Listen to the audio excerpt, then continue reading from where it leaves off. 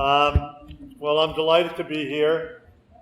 I'm going to try to share with you a fair amount of information in a fairly compressed timetable. I'm honored to speak between Will and Steve. Wonderful opportunity for me. I want to just highlight, I see a lot of familiar faces, but what I'm going to try to touch on are things like shipwreck management and public policy without making you glaze over. Management of shipwrecks, public value of shipwrecks, why should we care? Why should we preserve them? I'm also going to be talking about the evolution of transportation technology, particularly around the water, and that will allow me to talk a little bit about the evolution of the canal, something that Will introduced so well just a few minutes ago. One of the key starting points I want to put on your brains right now is I'm here and we're here in many ways because of a phenomenon that I call interconnected waterways. If you think about it, you know, we talk about the history of New England, the history of this region, history of Canada. Really all revolves around navigable waterways, or waterways that were made navigable by canalizing them and the impact they had on their society. And we're the beneficiaries of that. It's also left us a great legacy, which is how I'm going to try to conclude my talk, which is talking about the things we're actually finding and learning. It's active. We're in the middle of the survey. It's a very dynamic situation, and actually, as you'll see, very positive. I titled this year's, the results of this year's survey in Seneca Lake, an embarrassment of riches. Okay. Also, just FYI, I've got a few 2019 reports reporting on what we did in the survey that might be available after if you want to run me down. And certainly I'll be very open to questions and discussion here and then even after that. The only other thing I'll say by way of introduction, John was only too kind to point out a lot of the hats I wear, but I will say this morning I realized that one of my favorite hats is represented here at this Tugboat Roundup in the tent that shows the Tugboat of the Year winners every year. And I would like to say 2014, the C.L. Churchill was Tugboat of the Year, and I was her captain, and I was thrilled to be here. Okay, that's it for the notes. So we're freewheeling now. Good luck to me and good luck to you based on all of that. So I've already said one of the really critical pieces that you want to understand to realize why we're here and why we have so much to talk about is because of the interconnected waterways. First, the natural waterways, St. Lawrence, Lake Champlain, Hudson River, Mohawk, all these ways that people traveled both for exploration, for commerce, and let's not forget that wonderful thing we do with one another, which is go to war. And so military events, particularly one of my studies is the American Revolution, is just represented everywhere. You just have to walk across the bridge to see some of the remnants of that played out here. The other thing we get to do through the study of these interconnected waterways is we get to see how watercraft evolved over time. As a nautical archaeologist, I'm really focused on watercraft and infrastructure and how they did it and how they improved it and what got replaced for what. And so I will be talking a fair amount about watercraft. And I'm going to really begin by talking about the building of the first, the building of the Erie and Champlain Canal System, the New York Canal System. 1817, it gets approved by the legislature. 1823, the Champlain Canal is completed. 2 years later, the Erie Canal is completed, which changed New York, New England, and the world really forever. It's one of the great topics. We're approaching the 200th anniversary and an opportunity to tell those stories, exploit this extraordinary history, the lessons that we've learned engineering-wise, boat-wise, flood control-wise, are still being learned on this operating waterway. The engineering of the original canals was a feat that is really spectacular. If you go and you read about the inventions, how do we do this? How do we get rid of all these stumps? I mean, the stump puller is one of my favorite things to look at. We made a model of it because I just couldn't get enough of that interesting logical dynamics. These guys were not trained engineers. They were just really creative, mathematically inclined people who became the surveyors and engineers of the system. And a lot of people don't realize that the canal system was many systems. The canal, as you can tell from the top, where you see the original Erie Canal prism. Canal is a box filled with water. And it's highly engineered, highly regulated, just like the highway today. It's not just, let's throw up some water and we'll put a boat on it. So it's got to have a uniform distance at the top, a uniform distance at the bottom, and really importantly, draft. What's the depth? What's the depth of the boats that can go here? And you can see over time, concluding with the canal we see out the window, the barge canal, the canal is really many canals that were built, successful, enlarged, worried about the railroads, enlarged again, so that we have today this wonderful legacy of engineering. Along with the enlarged canal comes the enlarged locks, which is really important because with the enlarged lock, you get enlarged boats. And it was really all about getting the biggest boats that could carry the most freight through the system. That was its goal. The goals have changed a little bit as we stand here today.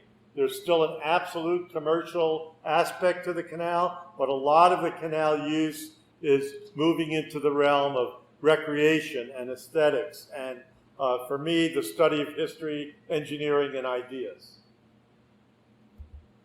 The original canals were powered by horses. I mean, I love that.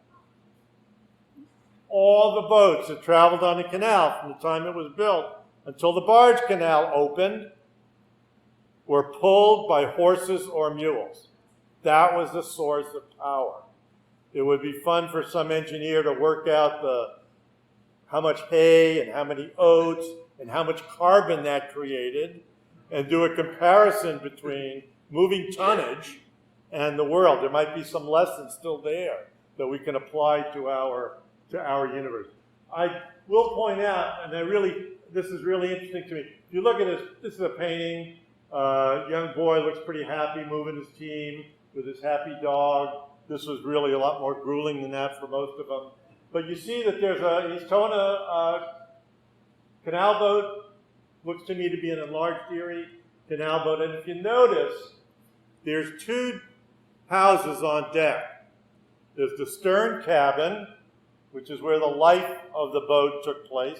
That's where the people lived who operated the boat. But what's not always apparent to people, and it's why I want to mention this, you look at the bow of the boat and you see another cabin, a white cabin. That's the stable for the horses and mules. Not every canal boat was built with one. The Champlain boats typically were not, but almost all the Erie boats we think were because of the economics. And so you can always tell an Erie boat by that raised forward cabin, which was really devoted to the horses and mules. Beyond just the locks and the canal prism, this is actually a painting that was done in October of 1825, just as the canal was opening. This is in Little Falls. The canal goes straight ahead and straight behind. The bridge to the right over the Mohawk is actually an aqueduct. And aqueducts are like the coolest things from an engineering point of view. I just can't get enough of them. And if you're good, you can follow some of the old routes, and you can find aqueducts in the woods where they've been left, and they were built so well, they're often still standing in perfect alignment. I indicated that the canals got bigger so the boats could get bigger. This is a really good example of that. This is, anybody know where this is? Side cut? Waterford. And so you can see this boat is barely squeezing into this lock. Typically, this lock would have 15 feet of clearance from stone to stone. The boat would be built at 14.6 because they wanted to get every ounce of freight that the boat could handle legitimately through the canal. If the boat was 15.2, it wouldn't go. It wouldn't fit. So it was highly engineered, highly regulated. And when the canal first opened in 1825, which is when this engraving appeared, there were two really, not equal, but there were two different tasks assigned to these boats. One was to move people, like a bus, cross-country from place to place. Prior to the opening of the canal, you had stages on terrible roads, which produced not a great ride. And so these packet boats were filled with people. You can see how happy they are. They're dancing on the roof right there. Typically, these boats would be towed by 3 horses in a row because they were express boats. They were traveling at 4 miles an hour. They had right-of-way at the locks. And actually, that was not very popular with the freight guys. And so here's what typically we associate with the canal, and that is boats moving stuff, cargo, weight. And this is just a good example of this boat is being loaded to her capacity. And that capacity will be judged. When this boat shows up at the entrance to the canal, there's an official who will actually make sure that it does not exceed the maximum depth allowed on the canal. Theodore Bartley, who left us 29 years of daily journals written from a canal boat, very often tried to sneak on more freight. And at the entrance of the canal, he was often stopped, made to rent a lighter, a smaller boat that he could offload some of that coal that he was trying to sneak through the Champlain Canal until his depth was right, and then they could both go through together. These canal boats, these wooden canal boats in this towpath age, were often operated, if not owned, by families. Mom, dad, and the kids lived on this boat, traveled on this boat. For many of them, it was their year-round home.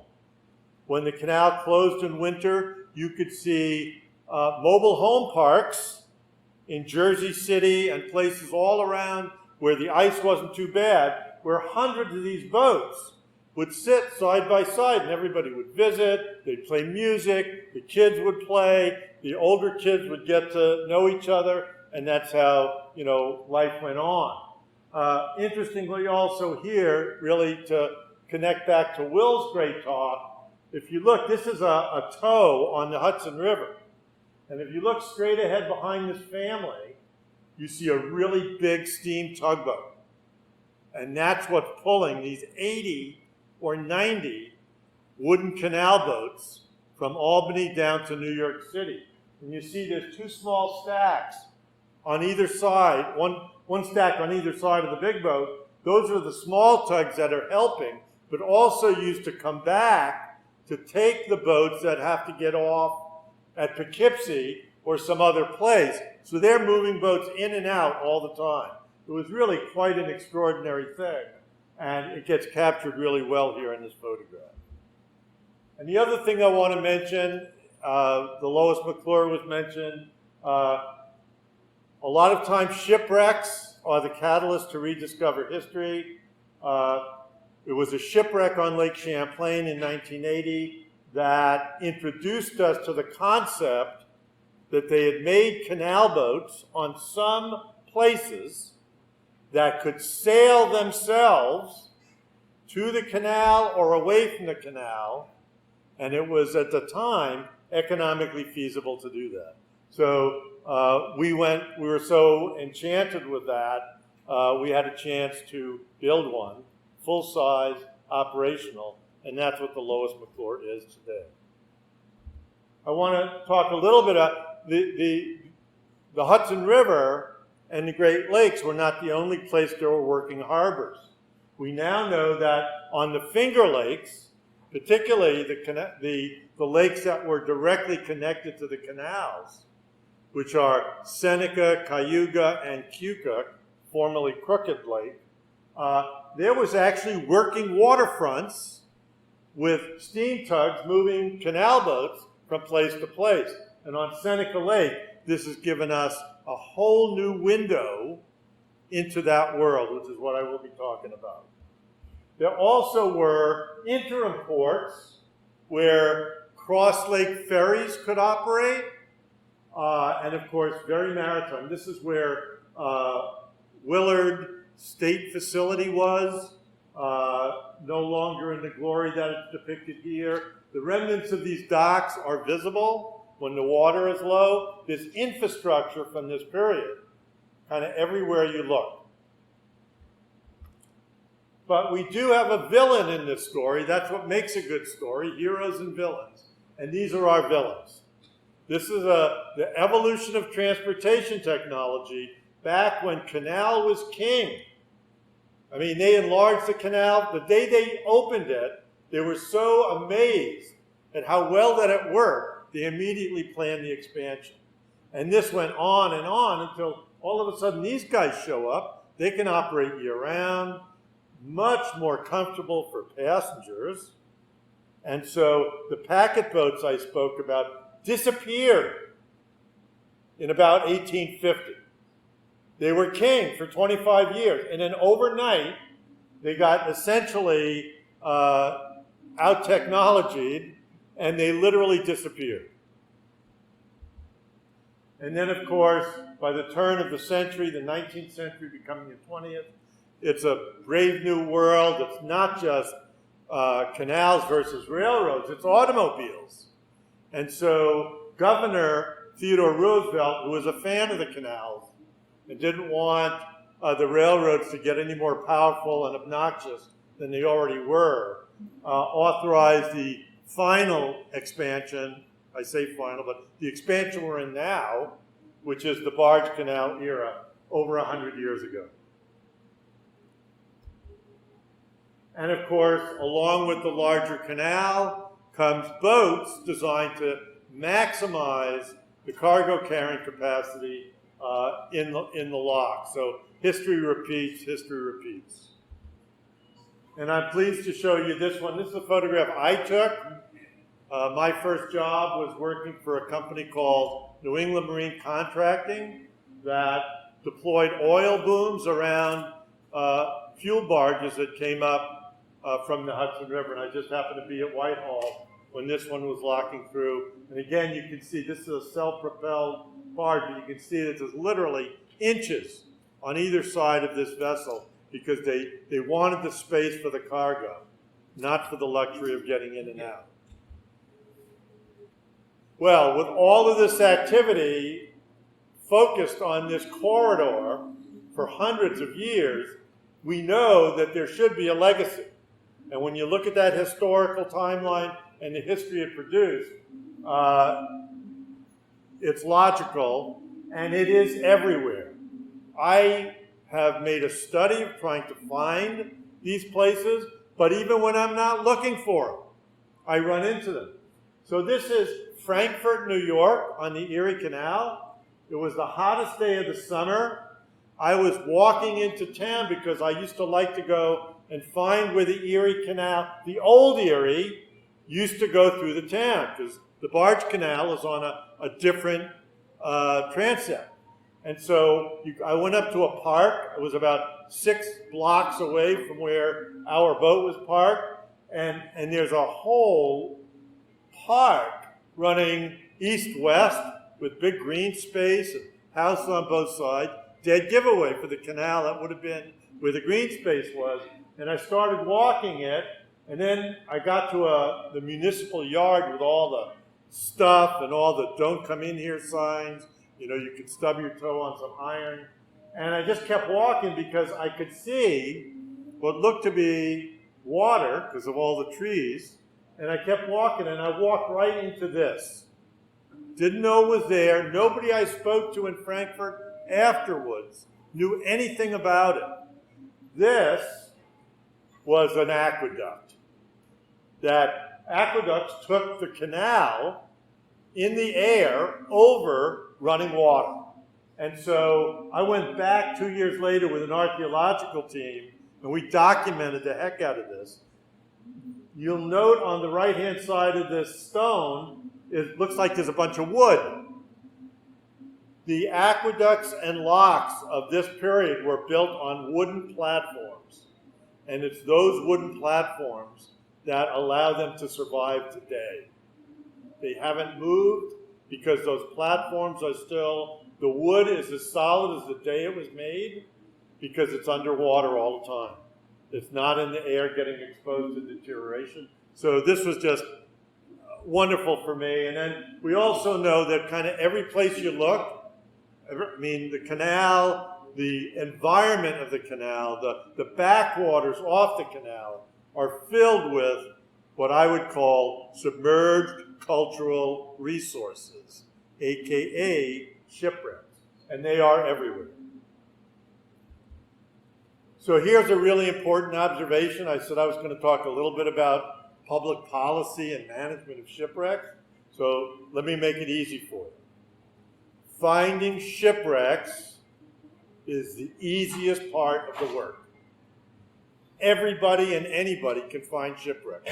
You get no points for finding shipwrecks. You get points for how you manage them. These are public resources, which is something we've advocated in our working lifetime. We've changed the law to manage and protect them as public resources. And so I really believe, because of that, we need to share them with the public. And so in 1980, we found this boat looking just like this, the General Butler, just outside the Burlington Breakwater in Vermont. The boat is just as intact as you see it, cold, fresh water. Does that, looks just like a canal boat, long and narrow. So we absolutely have a canal boat. You take 2 measurements on a boat like this, and you know the era. So this one was 88 feet long, 14 and a half feet wide, 1862 to sometime later. But this boat, towed by horses and mules on the canal, also had elements of sail. And that was a puzzle in 1980. So I did the research and tried to figure out how it fit into the chronology of watercraft and all of that. And I found that on Lake Champlain, they had actually built, simultaneous to the opening of the canal, 1823, the Champlain Canal, the very first boat to transit from Lake Champlain through the Finnish Canal to the Hudson River was a boat called the Gleaner of St. Albans, and she was built as an experiment. I found this at the Troy Library one night. It was one of the great stories I can tell later in the day. And these boats were built as an experiment because they could sail on the lakes and the rivers like normal sailboats, but upon reaching the canal, they could lay down their mast and revert to the new watercraft, the canal boat. And so we were really taken with this, did a lot of research, 20 years of research on this, wrote the book, if you will, and then we got a chance to build one. So if they're public resources and we want to share them, one of the ways we did early on is we turned several boats, including that one, the General Butler, into an underwater historic preserve program.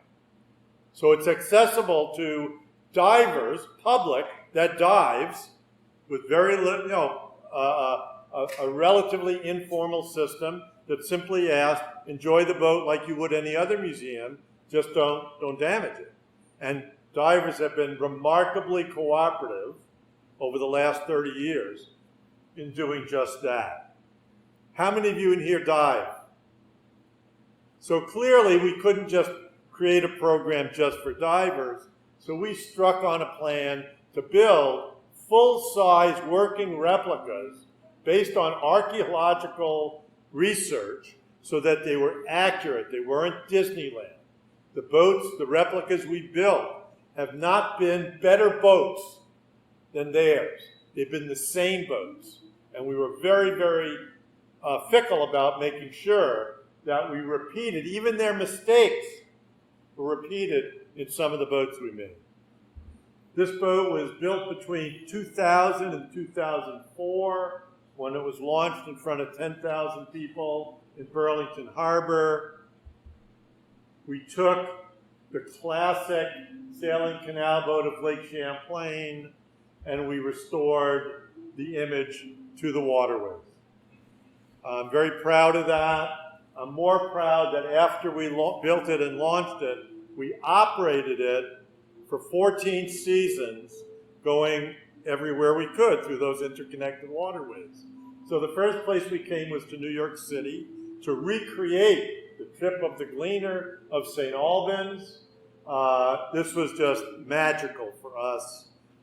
2 years later, we did our first trip out the Champlain and Erie canals under the sponsorship of the Canal Corporation, which has been really supporting our research ever since. And so we have been to Quebec City, Montreal, Ottawa, Buffalo, and every place in between. Over 200 ports of call, more than 10,000 miles, and most importantly, and here you see us with the mast down, just as tradition would have it, traveling on the canal. But a lot of the places we went, we could put the rig up and really show off. This is what a sailing canal boat would look like, where it could sail. This is actually on Cayuga Lake, it's Ithaca, and these masts were put up by Stevie Wonder at the north end of... It was a crew. It was a crew, but I remember Stevie. And we actually left the north end of the lake in about a 30-mile-an-hour wind and made we were supposed to be down there for 4 o'clock for a parade. I think we were down there at 10 o'clock in the morning because it was just, there was just no way to hold it back. Anyway, we survived that. By 2018, we were given a truly extraordinary opportunity. The Corning Museum of Glass approached us and said, hey, 2018 is the 150th anniversary of our parent company, the Brooklyn Glass Works, moving lock, stock, and barrel from Brooklyn to Corning. And they did it, we think, on the waterways, the interconnected waterways. And we want to reconstruct that trip in 2018. We're going to rig out a big barge and do glass demonstrations. And the Canal Corporation says, you guys should do the history. Yeah. So we formed this incredible partnership and worked with them to create a 5-month outreach program that began in Brooklyn, just blocks away from where the original company was. This is in Brooklyn, looking across to Manhattan, the tip of Manhattan. You can see the Lois McClure in her glory rig with the glass barge that we traveled as essentially a circus would travel. You know, over 5 months, we saw so many people, it was scary. Tens of thousands of people. It was all free, and it was all really storybook. The issue for us was that to get to Corning in 1868, the reason you could do it is because you could come up the Hudson, make a left at Waterford, come out the Erie Canal, take the Cayuga-Seneca Canal to Seneca Lake at Geneva, cross Seneca Lake in your canal boat loaded in Brooklyn by the steamboats that are there to move you, and then you could go to the southern end, Watkins Glen, and you could enter the Chemung Canal, which would take you to either Elmira and then Pennsylvania, or you could hang a right at the feeder canal and go to Corning, which is, of course, what they did. But we knew very little about, there was very little left in their archive about what they did, how they did it, or what it looked like. So they commissioned me to try to flesh that out. And I just loved this. This was just a labor of love assignment for me. Chemung Canal, I'd heard about it, but wow, they went up the side of this mountain. The Crooked Lake Canal went up the side of that mountain. That's just crazy stuff. What did the boats look like? Nobody knew. So I was really getting excited about the possibility of finding one maybe, if we could. This is actually Geneva Harbor, and this is what it looked like on a day in the 19th century. This is in the 1870s, so the Chemung is still operating, Crooked Lake is still operating, the Erie, of course, is still operating. Look on the top right there at that steamboat, that's the Ben Loader towing 25 canal boats from the north end of the lake. They're going straight south to Watkins Glen. Most of these will probably get loaded with coal and then work out through the system. But it really reminded me that with this level of activity, storms, logic, things happen. There should be a collection of some of these on the bottom of the lake. It's a lesson we learned from Lake Champlain and other places. Where people go, they leave their stuff. If their stuff is there long enough, it becomes archaeologically interesting. And so this became a real opportunity. I thought the bicentennial was coming. I would talk this up with kind of anybody that would listen to me. We have an opportunity. Let us survey on Seneca Lake. I bet we can find some shipwrecks there relating to the original canal, part of the bicentennial. And while we were doing the research, Craig Williams, who most of you know, found a newspaper account of 10 canal boats being towed by a single steam tug, running into a storm, and the article was very precise about where they were, what the wind shift was, what happened. And going around Lodi Point, I didn't know where that was at the time, the last boat in the tow, the Frank Bawley, shipped a couple of waves and went down. And so I actually drove there in winter to see if I could follow the descriptions in the newspaper account, and it was so precise that I thought I could put an X on the spot over the top of that shipwreck. And so we got it in our head, let's go out there. Maybe we can figure out what these Chemung, Crooked Lake, feeder canal boats might look like. This is the best inkling I had for what those boats could look like. And this is out of an 1860 painting that's now in the Montour Falls Library.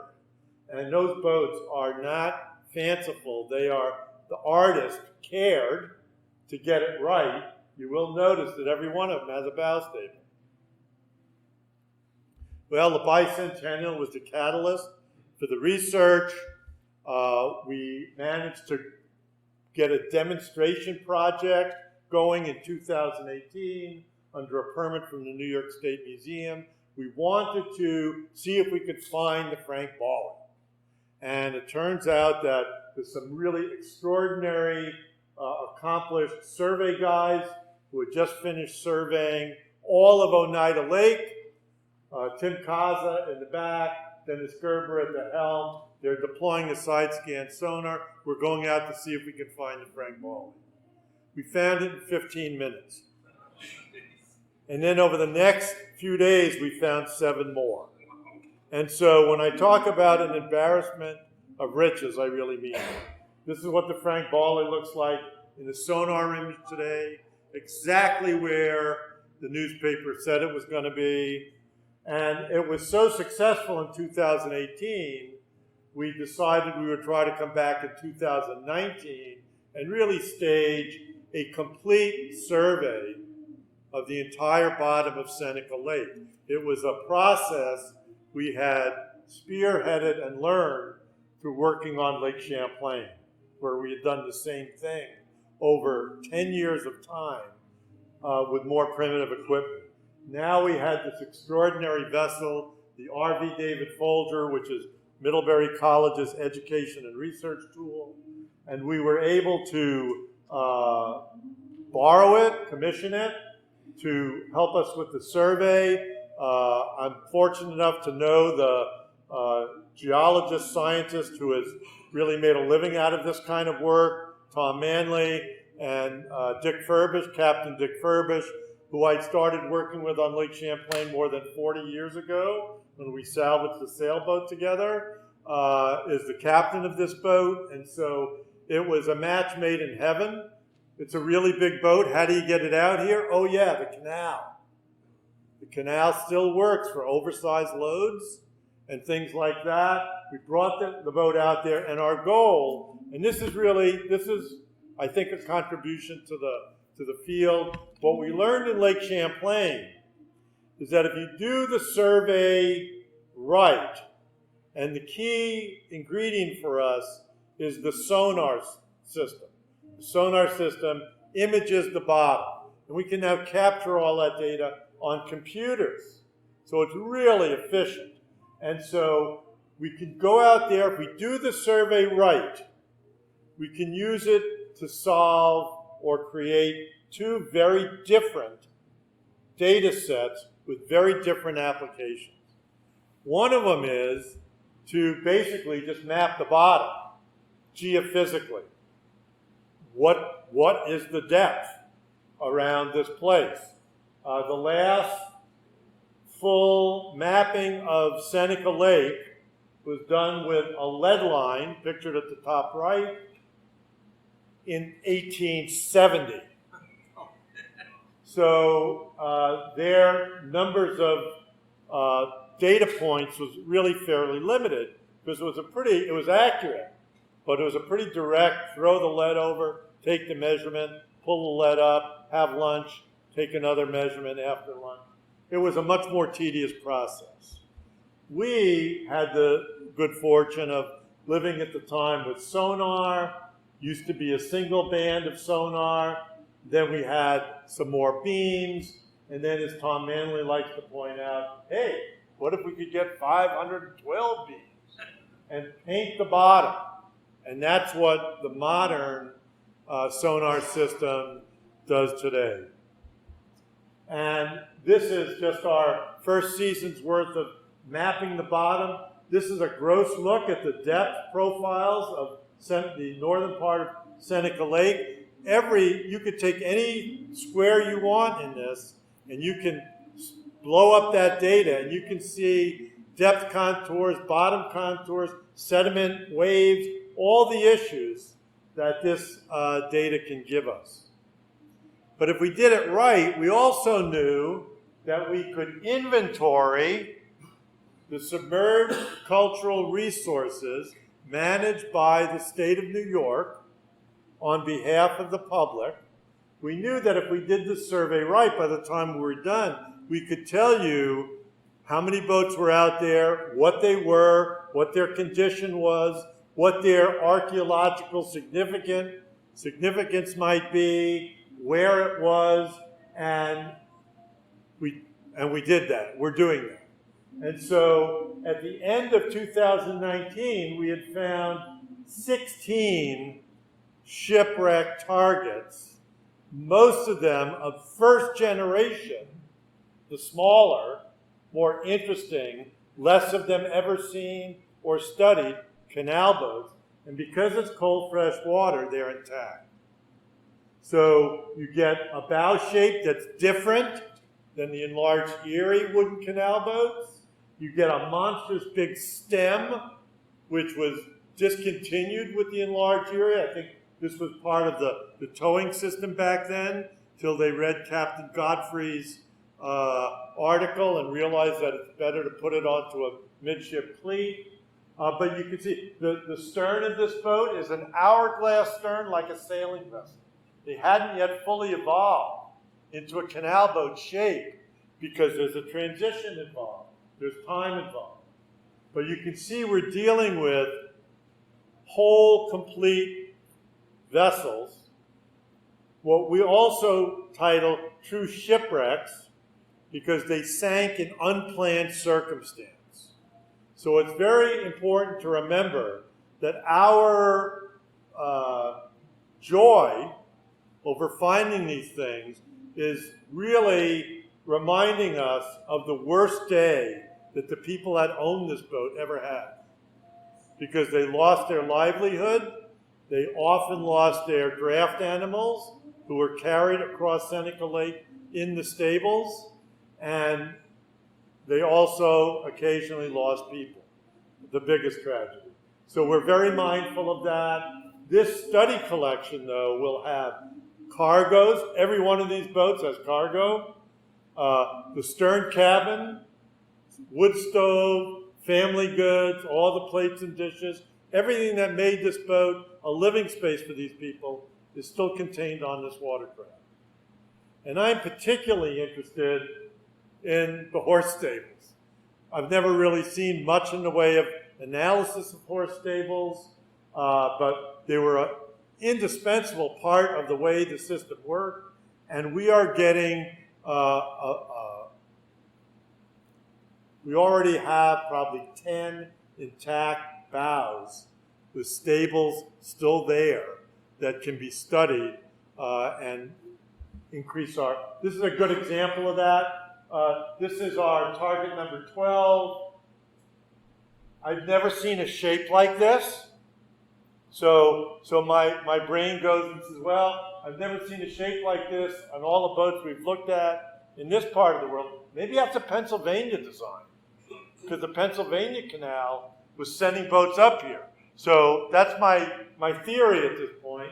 We'll try to proof it out. But look way in the bow of that boat, and you can see that there is a little cabin raised right in the bow with a T behind it.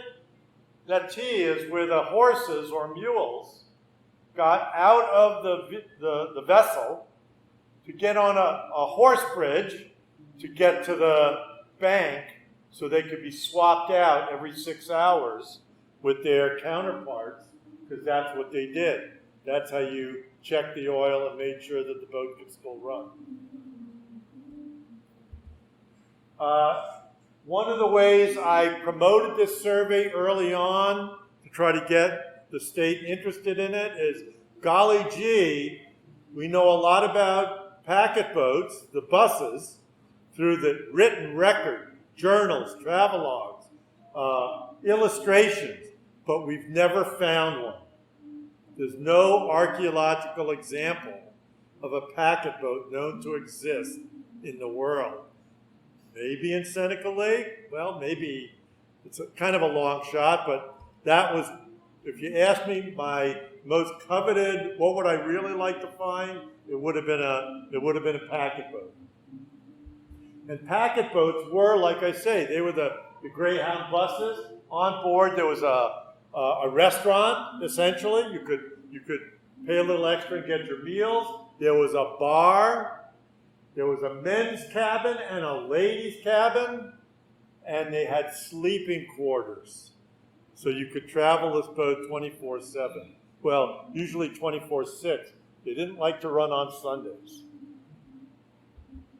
Well, we found target number 7, didn't really know what it was, looked interesting. We did a quick documentation of it. All the documentation for these boats was done with a flying camera, an ROV, because of the depth of the water. So we took the film that we got, we did these rough drawings trying to figure out what we had.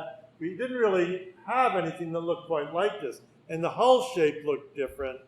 We went back in last year with a more sophisticated camera. This is Tim Kaza, really an expert at this kind of work, and we documented that site again with this more sophisticated camera system, and we got 3D images of it. And I'm here to tell you, although we announced this last year, that this is now the only known example of a Erie Canal packet boat that's known to exist. It's priceless in its detail and information, and the interior lays out just right. You can see where the partition was between the men's and the ladies' cabin. It's a real treasure trove of information. We're here this afternoon to hear about some exciting findings from the Seneca Lake Archaeological and Bathymetric Survey Project. It's an important project. We are here to announce an historic contribution to the history of our nation, and that is the discovery of an original packet boat used by passengers in the Erie Canal 200 years ago, resting at the bottom of this lake. Never before has this been discovered. What we're doing is we're preserving the treasures of the New York's canals and using state-of-the-art equipment to capture never-seen-before images of intact canal shipwrecks. We're preserving the past as inspiration for current and future generations on how limitless we are here in the state of New York, only limited by our own imagination. Our goal has always been to entice travelers to visit the Erie Canal and experience for what it really is, a scenic waterway that tells the story of how New York emerged as the Empire State and opened up the nation's West.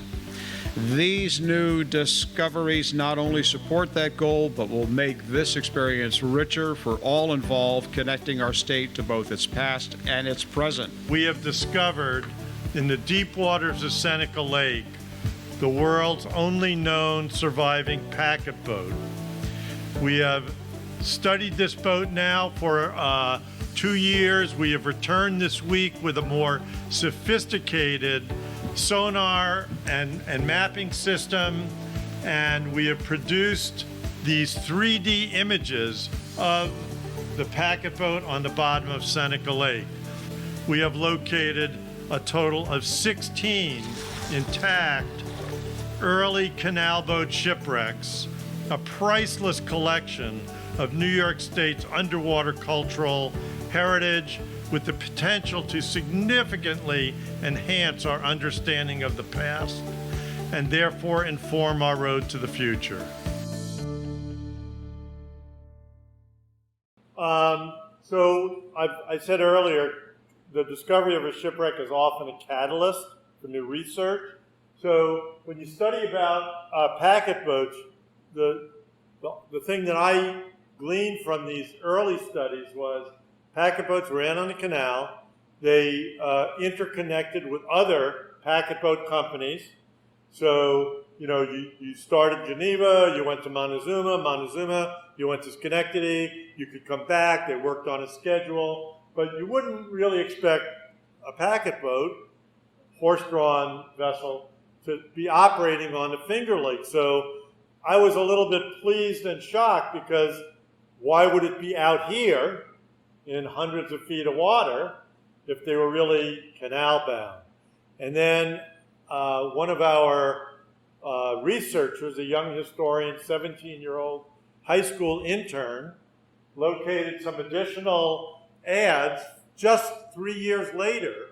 They're advertising boats that will forward freight, passengers, and furniture throughout all these places, and you can go from Geneva to Penn Yan, which is Crooked Canal, and you will go to all the landing places on Seneca Lake. So these boats, documented, are leaving the canal and getting out into that potentially lethal environment when the wind blows, and that's probably why we have that one there. Well, let me quickly tell you what we did this year. 2022 was a big year for this survey. We had gotten an inkling that the Folger might not be available to us after this year, so we set our sights on completing the multi-beam sonar mapping of the entire lake. We had done 30% up until now. Now we were going to try to do 70%.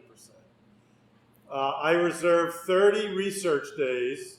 We did it in 26, thanks to the skill of Captain Rich and Tom Beardsley, who most of you know is a Tugboat Roundup guru, but he's also really an excellent expert mariner. And between those two guys, we worked long days, efficient days, and we were able to capture everything we went out there to do on the multi-beam sonar. You see Tom Manley at the far end, Aaron Hogan, a graduate of Middlebury College, and a student of Tom's getting ready to deploy the sonar. And then you can see the frenetic detail. I mean, this is tedious, boring, everyday, mow the lawn work for 10, 12, 14 hours at a time. You know, stopping to grab a banana or to, you know, take a piss stop or something, but otherwise, we're surveying. And so every single, and the goal is there's no gaps. There's no spaces. If there's a little piece of space, we get to go back and do it again. So we have literally captured 100% of what the multi-beam sonar can give us. We also wanted to add some additional data as part of the geophysical survey. So we also use this chirp. This reads the sediment layers beneath the water, gets deployed, and gives us a reading of what the bottom is like, where's bedrock. And geologists can tell an awful lot about the environment with that. Inside the boat, we have two people always looking at the data. This data is coming in. It's not just, oh boy, we have a shipwreck, so now we'll do a recording. We'll take a positional data. Everything is recorded. Everything is documented. Every target, geological or cultural, is called out and inventoried. It's really an extraordinary process. And this year we had, in my opinion, the dream team of crew to pull this off, because this was an ambitious survey, and we did it 4 days early. And we were not disappointed in the geophysical findings. Remember, a lot of this comes from lessons learned from Lake Champlain. Tom and his wife, Pat Manley, had already seen things like this on the bottom of Champlain. This is evidence of an underwater landslide of sediments that have slid downhill in these steep glacial lakes, probably triggered by earthquakes in the Quebec zone. And so this is now under further study.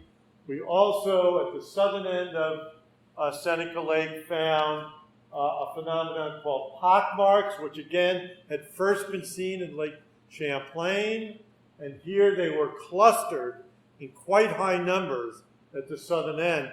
And this is of great interest to the environmental planners in the DEC that we're working with. From a nautical archaeology point of view, it was the embarrassment of riches, because we're looking at the 70% of the lake we haven't imaged before, and not surprising, there were a lot of shipwrecks. And some of them are obvious, like this canal boat pictured here, completely intact, with the two big hatches.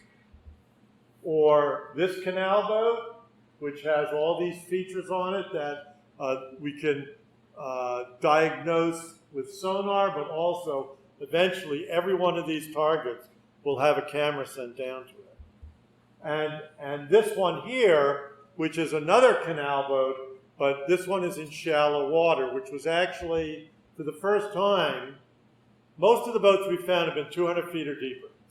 Now we're finding shipwrecks between 100 and 100 feet of water and 60 feet of water.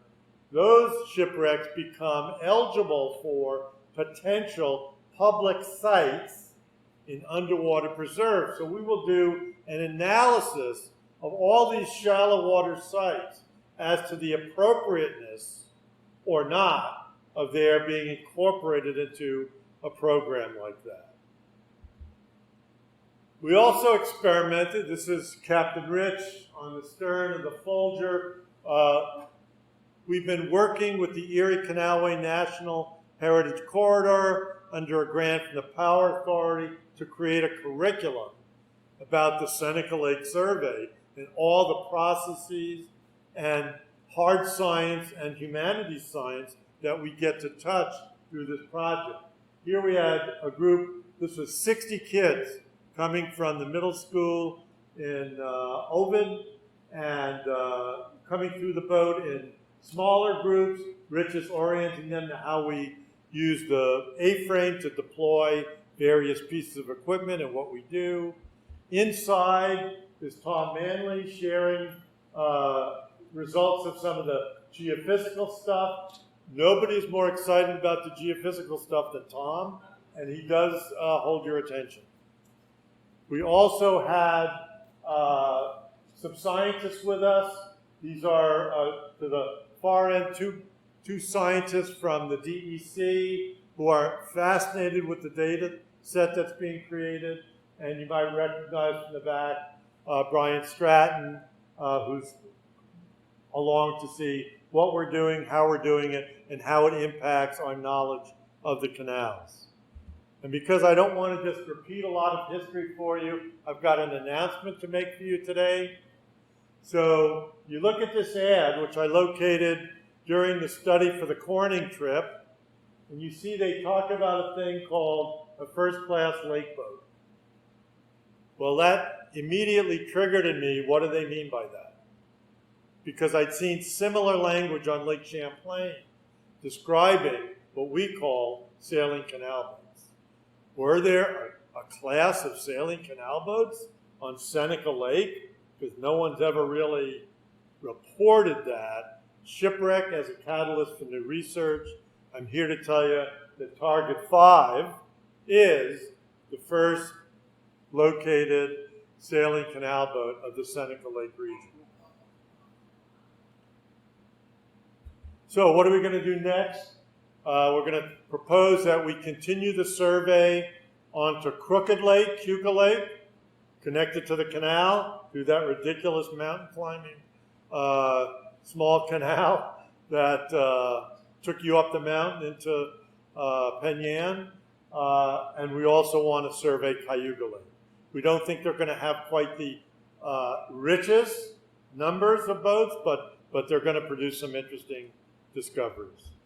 We need to go back. All the boats we found this year, and we found at least 25 new shipwrecks this year. We need to image every one of them so we can tell you what we found. This project doesn't happen without the accumulated skill and effort of a whole team of people. Tim and Dennis, who I mentioned earlier. And then we've got Tom Beardsley, Ed Whiteman from the Finger Lakes Boating Museum, which is a sponsor of the project, myself and Aaron Hogan on the end. I don't know where Rich is. He's probably steering the boat so we don't hit anything. But Rich obviously was a major contributor to this year's program. Thank you so much for your attention and your interest. And I'll be happy to take any questions if we have the time.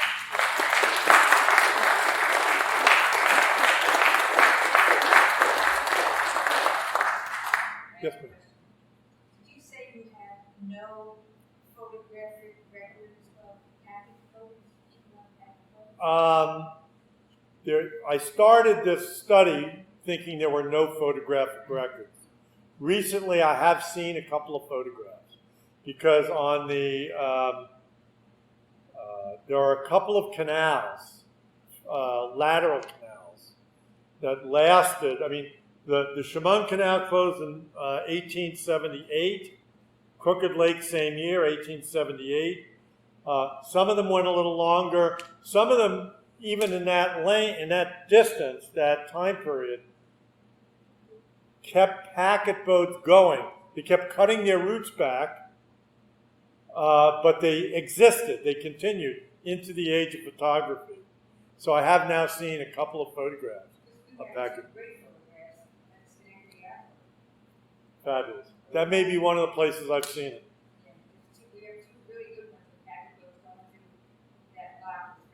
Great. That's great. I'd love to see it. I probably photographed it at one time because we stayed there many times. The Schenectady Yacht Club was a great host to the Lois McClure. Yes, sir. Did you discover anything in Seneca over that Eagle installation? Say again? On Seneca, did you find anything in the Eagle installation? Yeah. Did we find anything related to the naval installation? Yeah. Well, the good news is that we work very closely with the Navy sonar barge folks. We always wanted to know when we were there, what we were doing, just so they didn't freak out. And one year they actually asked us to help relocate their moorings and eyeball those. So we did. We imaged those for them. We didn't find any surprises. We did spend enough time around Seneca Lake that, I could write a book about the folklore of what's out there based on the submarines. There's all kinds of things. I mean, I would expect Vladimir Putin to show up there one of these days.